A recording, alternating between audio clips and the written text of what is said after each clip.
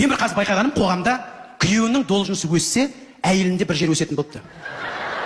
Әйел адамды қарап жүрмейді ғой. Бәрі емес енді, бар деймін да. Күйеуінің должности пук деп өссе, әйелінің көзі өседі, пук.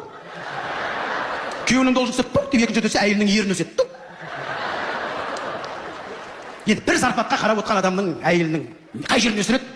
Кредит өспесе, басқа нәрсе өспейді ол кісілерде. Күйеуінің должности өсіп, пук деп өссе, әйелінің алдыңғы жағы пук деп өспейді кәдімгі. Жоқ, рас шынымен де бар қазір қоғамда көресің ғой. Уже баяғыда айтады, досыңды көрсет, кім екеніңді айтады. Қазір әйеліңді көрсет, кім екеніңді айтамын деп болады кейбір. Күйеуінің должности Құдай сақтасын.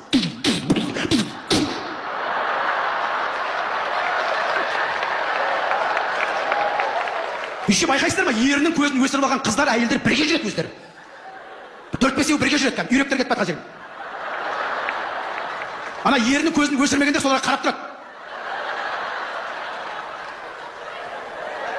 Олар өздері өсірмегендер 3-4 отырып алып, өсіргендер өсіп деп отырады.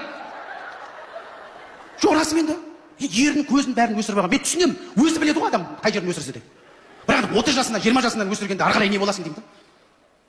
Мына Қытай, Корея, Жапон жақтарда мына пластикалық хирургия біздің үйдің астында дүкен бар ғой, сол сияқты бәрінің астында тұрады. Бүкіл үйдің астында пластический хирург бар. Олардың түрлерінің бәрі бірдей қыздардың. Сөйтіп тастаған, өзім көресіздер ме интернет? Бүкіл кәрісі қайсы, қытайсы қайсы, бәрі түрлері бірдей тастаған, жылтырап көздер. А жігіттердің вкусы әртүрлі. Жігіттердің вкусы әртүрлі ғой, бәріне бірдей ұнай бермейді мынандай. Сөйтіп мына Қытай, Корея жақтарда көп жігіттер үйленбей жүр екен. Нағып үйленбейсің десе, вкусымдағы қыз жоқ дейді. Көрдіңіздер ме? Сондықтан да қазір мен ойлаймын, көзге, ерінге қарайтын уақыт емес.